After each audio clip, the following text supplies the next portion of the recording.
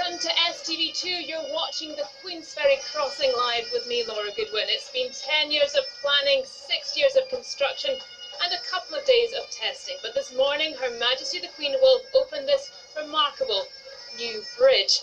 We will have all the action over the next hour from here at South Queensferry and from the north side of the bridge at the Cube Arena. And we've been above and below to give you the story behind the structure. But first, let's take a look at how it all began.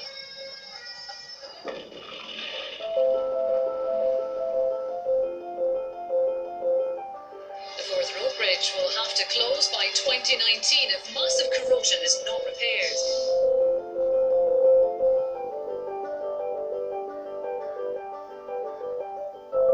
It will be the largest construction project in a generation in Scotland.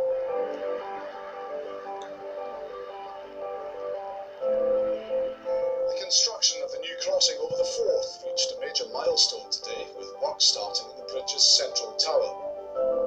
How are you enjoying working on this massive new bridge? Fantastic. James Bond stuff. Speedboats to work evermore. The First Minister reflected on what might have been May the Forth be with you, Bridge. I thought was particularly good. before revealing the decision of the Scottish public. The more you think about it, the more it captures the history, but also looks forward to the future. Officials say the new road bridge over the Forth will still be completed on time, despite delays in the construction process last year. Even with those challenges, we're still absolutely on track to complete by the end of 2016.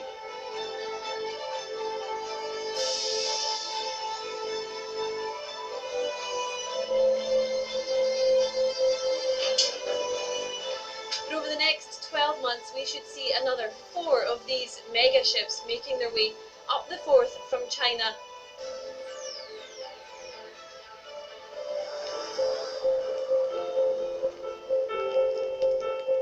The South Tower is now 170 metres above sea level, and it still has another 30 metres to go. When it's finished, this is going to be the tallest bridge in the UK.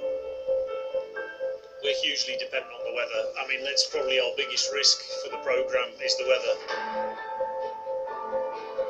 On a typical day, around 70,000 vehicles would be thundering over the bridge. Today, so far, that figure has been 0. The first headlights were glimpsed through the rain at 5:20, and soon the traffic was flowing over from Fife. 19 days of disruption for ordinary drivers had come to an end.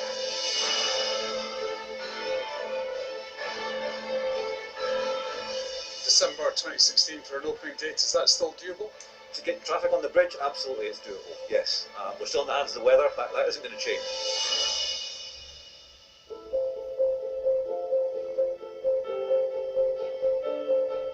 Construction of this massive structure has always been a risky business. It's taken place at height, above water, and in all kinds of weather.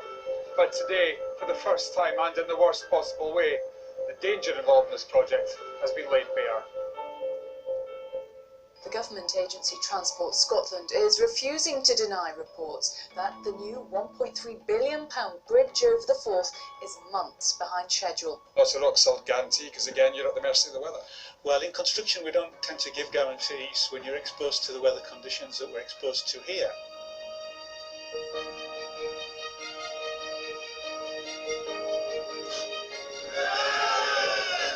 A new bridge, one of the biggest in the world, is spanning the Forth.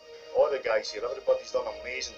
And this project is huge, and look at it, this is it, this is the last piece, and be rightly proud. The Queensferry Crossing disappears over the Forth, and so has its second opening date.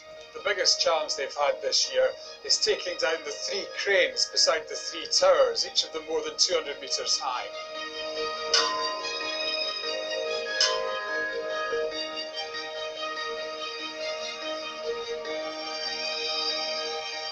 When it comes to it, it's human beings out here in hostile weather conditions that have to put this thing together. So it is more than anything else an achievement of human endeavour. This bridge is the greatest bridge in the world. When you went across the old road bridge, you always had that ba-dum, ba-dum, ba-dum when you drove across each section. Queensferry Crossing, however, is pretty smooth. That's us on the top here. Cracking bridge, it's a cracking bridge.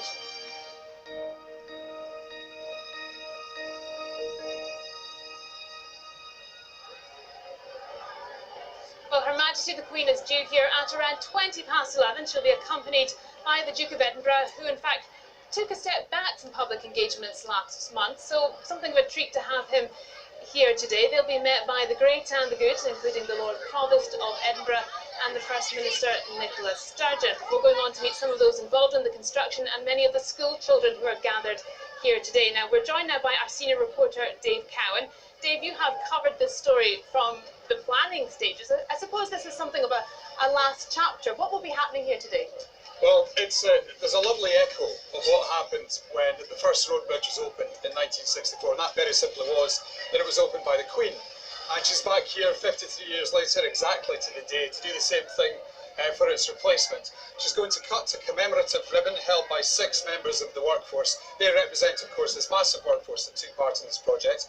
She'll then be driven across the bridge. As that happens, there'll be a fly past by the red arrows. Then on the other side of the bridge there's going to be lots of ceremony, more speeches by the Queen and by the First Minister, a large event over there. The one thing to point out actually is when she did it in 1964, there was so much fog, people couldn't see the road bridge. Today's quite a lot better. Indeed, a wee bit better. Now, as you say, this is the official opening, but hundreds, thousands of people have already crossed the bridge, haven't they? Yeah, it's been a kind of staggered opening, it'd be fair to say. The contractors said we're going to get it open by the end of August. They did just on the 13th of August. It was open to traffic for 2 days. There was huge tailbacks and people went across the bridge for the first time. Then it closed again on Thursday night. It was open to pedestrians on Saturday and Sunday because it's going to be a motorway, no pedestrian access. 50,000 people walked across. It was a great event. Then we have the official opening today.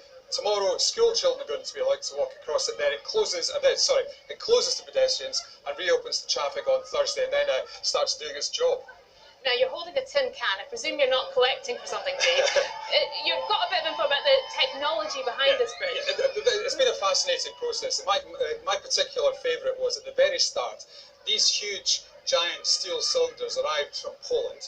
They were called caissons. They were sunk into the Forth, down onto the bedrock, the glacial bedrock, and then filled up with concrete, and that's what the towers and the viaducts came up out of. And when they started that, they were wonky. They were at funny angles in the water, and the contractors were getting phone calls from the public saying, "What on earth's going wrong?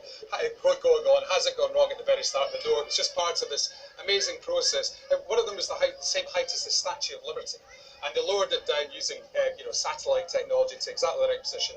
And they formed the foundations of this huge bridge. It has been absolutely remarkable, hasn't it? I think my favourite bit was when it wasn't quite finished. I used to tell my children that you had to jump the bit in the middle. I can't tell them that anymore. Thank you very much, Dave, for joining us. So it's going to be a fantastic day here today. We're expecting the red arrows. You can see the children are gathering behind us. It's a real celebration here today. And we've just heard, in fact, that the Royal House have something else to celebrate. It's just been announced that the Queen is to become a great granny once again. The Duke and Duchess of Cambridge expecting their 3rd child, perhaps fitting on the day that she is opening the 3rd bridge across the Firth of Forth. Now, of course, not only do they symbolise 3 crossings, but they actually stand as something of a living timeline. 3 centuries of engineering expertise. Gordon Creed took to the water for us to take a different perspective. They used to say, didn't they, that painting the Forth Bridge was a never-ending task. Once you got to one side, you had to go back to the other and start again. Now, the modern coatings they have today, I mean, things have changed and they'll last a lot longer. But it is remarkable, isn't it? A testament to its design and construction that it has stood the test of time. This bridge opened in 1890. No computer calculations or modern building equipment in those days. Now, it did come at a human cost. More than 70 people died during its construction. Today, though, it remains a key part of the rail network. Multiple trains go over it every hour, and this image is one of the most famous in the world. Well, come the mid-60s and the Forth Road Bridge opened, at its time the longest single-span suspension bridge in the world. But these days it carries far more traffic than it was ever designed for, and in recent years that's led to problems. There was corrosion detected in the cable, And a couple of years ago, of course, the bridge had to close for a month because of a defect in a pin in the structure.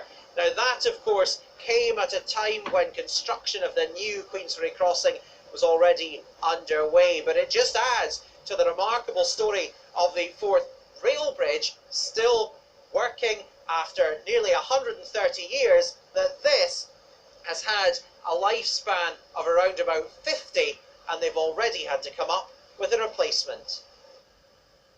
From down here you really get an idea of the size, the scale of the new bridge, the Queensferry Crossing. It's been 6 years in the building, and it became necessary because of the concerns about the longevity of the existing road bridge. Now the Queensferry Crossing, a major engineering project for Scotland, it has been a bit late in being completed, but the hope is that this will be a key part of the road network in the east of Scotland for very many years to come. Well, in the last few minutes, First Minister Nicola Sturgeon has arrived. She's meeting some of the local school children who are waiting eagerly to catch a glimpse of the Queen. Of course, Nicola Sturgeon, very proud of this bridge. The engineers say it will stand for 100 years. She said 150. We'll see. Indeed, optimistic perhaps, but certainly something that she is very proud of having delivered by her administration. But of course, it hasn't all been plain sailing. For local residents, the past 6 years have at times been difficult. They've met with traffic disruption, noise, and indeed the disruption that such a massive infrastructure brings. And of course, for hundreds of people, the view out their window has changed forever. Live now to Rona Dougal at Port Edgar. Rona.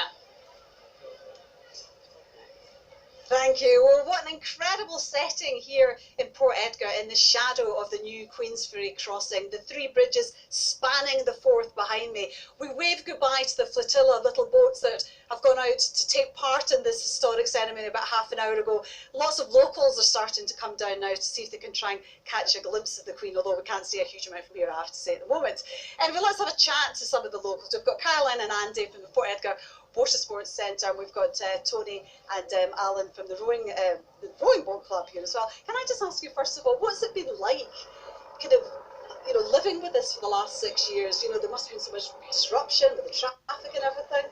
Oh, it's not been too bad. I think it's been quite well organised, and it's definitely been exciting to watch it grow, and lots of programmes on the television about the other two bridges, so it sort of put it all in perspective, and I've enjoyed it. Yeah, it certainly caused a lot of interest in the local area, and given loads to chat about when we've been teaching our courses. so it's been nice to watch it grow and seen it come out the water, so to speak. That's a really nice way of putting it. And of course, you have had such a bird's eye view sitting in your office there, literally with the bridge at your door, and seeing it develop every day. It must have been really interesting. Yes, it has. It's sometimes seemed to have taken forever, but I think as it's grown, it's turned into a really, really beautiful structure, and I can see it from my house. And when the sun hits it, I think it really blends in really well.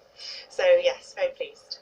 And I mean, have the locals been quite okay with all the disruption and everything, or have people just learned to live with it? I think so. I'm not aware of many problems with the bridge, but like I say, it's been nice watching it appear, and it gives me something to talk about when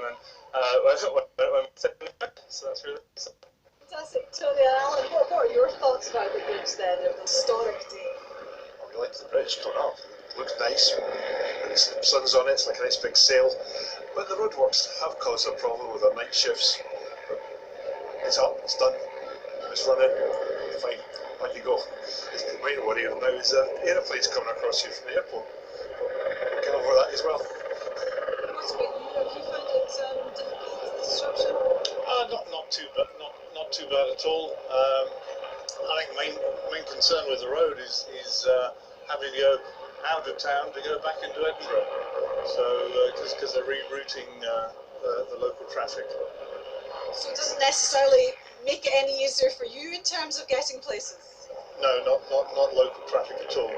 I should certainly help the commuters coming across from Fife, but locally,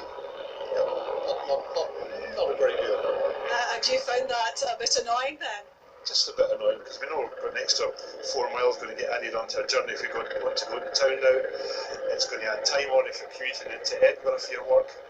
I no longer do that, so I don't care. But the rest of the people around here, it does. And the traffic's building up now, so the parking's getting worse every time. We're going to get more tourists in here. There's no real parking for them. And it's just basically lack of facilities. But you do think it's I mean, you appreciate how beautiful it is, and you've even got the T-shirt. It's a cracking bridge altogether. The three of them all together are really iconic bridges, and there will be in the future. Okay. We'll just have a very quick word with Susan and Alice. Hi. I mean, how do you feel today seeing this lovely bridge being opened by the Queen? I think it's a really historic moment. It's absolutely wonderful. I also work for QCCC, which is supporting elderly people in the community. And one of our supporting people walked it the other day, which was wonderful that she lived here and got the opportunity to do it. What about you, Alice? Well, I'm the same. I'm proud of it, and it's really lovely. And of course, it's quite historical as well. But it has a special memory for me because I was at school with a girl whose father was an engineer on the road bridge. And to see this one built, so I've seen two of them. Oh, fantastic. Which is nice. Nice way to finish it. Well, the Queen will be crossing the bridge in about 15 minutes' time. But what about the thousands of commuters who have to travel the Forth every day? My colleague Kay Nicholson has been finding out about their journey. On a typical day, my journey usually takes me around 40 or 45 minutes, but that could all be dependent on traffic, weather, whether the schools are in or not. Carol Duncan is all too used to the commute from her home in Kelty. She works in the operating theatre at St John's Hospital in Livingston, so it's vital she's not late for her shift. You can't plan a time, so I think the best bet is just leave early, and if you get in early, you have an extra cup of coffee. It looks like we're in for the long haul because we're not even at Amazon yet, and that's the traffic all backed up. But she's hopeful the new bridge will solve some of her daily frustrations, not least the disruption because of wind, or of course the major faults on the old bridge, which prompted a complete closure. When the bridge actually shut a year past Christmas, that was awful. We do have the occasional lorry truck that still goes over, and obviously if they get blown over, it's complete and utter chaos. And as a motorcyclist, she has extra reason to be excited about travelling over the new bridge. On a really sunny day, it looks really, really brilliant white, and it's lovely in the landscape. I think it'll be a really, really good for both sides of the bridge actually, but certainly from my point of view, hopefully it's going to make life a lot quicker and easier.